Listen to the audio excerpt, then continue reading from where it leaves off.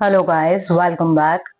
आज की जो वीडियो है इसमें हम डिस्कस करने जा रहे हैं कि आपको सब्जेक्ट या फिर अपना कोर्स ही बदलना है तो उसके लिए आपको क्या प्रोसेस करनी होगी फॉर होलकर साइंस कॉलेज। तो ये एक रिक्वेस्टेड वीडियो है और यहाँ पर हम इसको कंप्लीटली समझने वाले हैं कि आपको कहाँ जाना है, कौन सा फॉर्म, कौन से डॉक्यूमेंट्स जमा करने हैं। तो यदि आपने चैनल सब्सक्राइब नहीं किया है तो मेक श्योर कि आप चैनल को जरूर सब्सक्राइब कर लें और आपके और भी फ्रेंड्स को यदि कोई डाउट हो तो ये वीडियो उनके साथ भी जरूर शेयर करें। तो चलिए बिना देर के हम फटाफट से यहाँ पर डिस्कस कर लेते हैं कि यहाँ देखो, जिन्होंने भी फर्स्ट ईयर में एडमिशन लिया है उनके लिए अभी ये प्रोसेस ओपन हुई है। जैसा कि आपको हमने पहले भी बताया था कि बहुत जल्दी एडमिशन कंप्लीशन के बाद में ये प्रोसेस शुरू हो जाती है कॉलेज में। तो उसका नोटिस आ गया है और यहाँ पर आपको जिनको भी अपना सब्जेक्ट चेंज करवाना है, विषय या संकाय दोनों, है ना। मतलब मान लो सब्जेक्ट आपके पहले मेजर माइनर दूसरे थे, अभी आप चेंज करना चाहते हो, या फिर आप पहले बीएससी कर रहे थे अभी आप बीसीए करना चाहते हो, या उल्टा इसका, है ना। तो आपको यदि ये चेंज करना है तो आप इजी गोइंग वे में कर सकते हो। उसके लिए आपको क्या करना रहेगा, यहाँ पर इन्होंने प्रोसेस दी हुई है, एक फॉर्म फिल करना है। ठीक है, तो आपको ये जो है 30 तारीख तक, 30 जो आ रही है अभी, 30 सितंबर, तब तक आपको जमा कर देना है। तो एक चीज मैं आपसे कहूंगी कि आप 30 तक वेट मत करना। ठीक है, यदि आपको कोई भी चेंजेस करवाने हैं अपने सब्जेक्ट में तो आपको क्या क्या चीजें लगेगी। तो आपको एक तो फॉर्म इसी में दिया हुआ है, इसी पीडीएफ में। ठीक है, और दूसरा है इसको कंप्लीटली फिल करने के बाद जो ई प्रवेश की रसीद थी आपकी, जितने भी रुपए आपने सबमिट किए थे, 10 रुपए अगर आप मेधावी थे तो 150 रुपए, या जितने भी अमाउंट आपने जमा किया था उसकी एक फोटोकॉपी। ठीक है, क्योंकि वो बहुत इंपॉर्टेंट है एडमिटेड वाली रसीद, तो उसको आप अपने पास भी रखना है एक कॉपी। और एक फोटोकॉपी इसमें लगाओगे और साथ में इसमें भी हम जो फॉर्म देखने वाले हैं उस फॉर्म को साथ में कंप्लीटली फिल करके आपको जमा करना है। कौन से डिपार्टमेंट में, केमिस्ट्री में।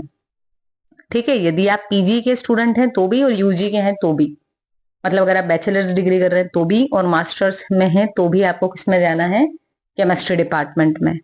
ठीक है, जिससे कि विषयों में सीट रिक्त होने पर परिवर्तन की कार्यवाही की जा सकेगी। तो अब देखो क्या हो रहा है कि मान लो आप मेजर में लेना चाह रहे हो कंप्यूटर साइंस, और यदि कोई और सीएस का था मेजर में और उसको लगा कि मैं स्टेट्स ले लूं, तो अगर उसने अपना चेंज करवाया तो ऑब्वियसली सीट बन गई एक, तो आपको सीट मिल जाएगी। ठीक है, तो यहाँ पर वही चीज लिख रहे हैं कि अगर सीट वेकेंट रही तो आपका डेफिनेटली जो सब्जेक्ट है वो चेंज हो जाएगा, आपको कोई प्रॉब्लम नहीं आएगी।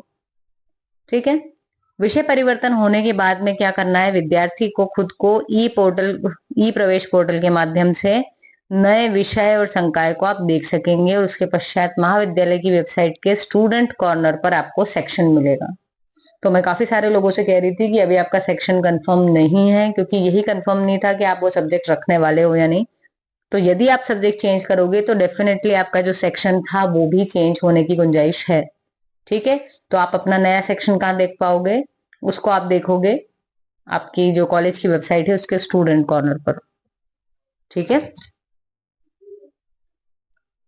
उसके बाद में है तो यहाँ पर ये बता रहे हैं कि अगर आपका विषय परिवर्तित हो जाता है तो आपको ई प्रवेश की पोर्टल पे खुद से दिख जाएगा कि आपका चेंज हुआ या फिर नहीं हुआ। अगर नहीं हुआ तो वही सेक्शन रहेगा, और यदि हो गया तो आपका सेक्शन अपडेट होगा। अब यहाँ पर आपको एक नोट दिया हुआ है कि ये जो आपको फॉर्म जमा करना है वो निर्धारित स्थान पर ही करना है, मतलब केमिस्ट्री में ही, किसी दूसरे डिपार्टमेंट के लिए आप परेशान नहीं होंगे। दूसरा है ऐसे विद्यार्थी जिन्होंने एनसीसी का अगर ओपन इलेक्टिव में सिलेक्शन किया है, और अगर वो एनसीसी के कैडेट्स भी रहे हैं तो उनको मिल जाएगा एनसीसी। बट अगर वो कैडेट्स नहीं थे और उन्होंने एनसीसी ले लिया है तो उनको वो नहीं मिलेगा, इसलिए उनको डेफिनेटली अपना ओपन इलेक्टिव चेंज करना ही पड़ेगा। ठीक है, और ओपन इलेक्टिव के लिए मैं आपको बता दूं कि इसमें जो है सीट्स फिक्स नहीं होती हैं। सीट्स आपकी जनरली मेजर माइनर में फिक्स रहती है। तो अगर आप ओपन इलेक्टिव करवाना चाह रहे हैं चेंज, तो वहां डेफिनेटली चेंज हो जाएगा, आपको कोई टेंशन की बात है ही नहीं इसमें। ठीक है, तो आपका जो निर्धारित प्रारूप यहाँ पर दिया हुआ है वो ये है आपका ई प्रवेश का आवेदन क्रमांक, आपकी date of birth, name, father's name, mobile number, अभी आप जिसमें आपने सब एडमिशन लिया है उसका कोर्स कोड क्या है, और परिवर्तन के लिए आपका कोर्स कोड क्या है। ठीक है, तो अगर आपको परिवर्तन वाले का नहीं पता, क्योंकि अभी वाले का तो आपकी एडमिटेड वाली रसीद में आ जाएगा, बट अगर परिवर्तन वाले का नहीं पता तो आप केमिस्ट्री में पूछ सकते हैं। ठीक है, या फिर ई प्रवेश की पोर्टल पर भी जाकर के आप देख सकते हैं उसको।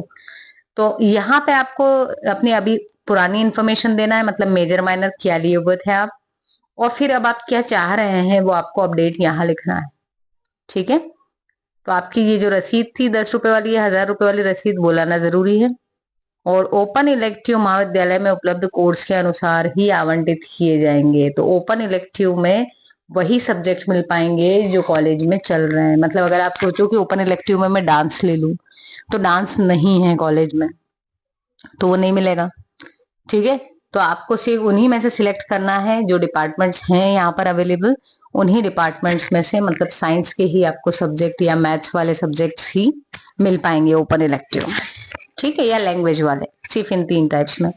आर्ट्स का अगर आपको लेना चाहेंगे तो क्योंकि साइंस कॉलेज है तो आर्ट्स के सब्जेक्ट्स आपको यहाँ पर ओपन इलेक्टिव में नहीं मिलेंगे।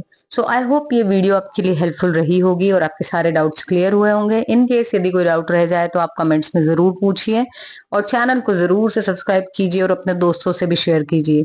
So thank you so much for watching. मिलते हैं अपनी नेक्स्ट वीडियो में।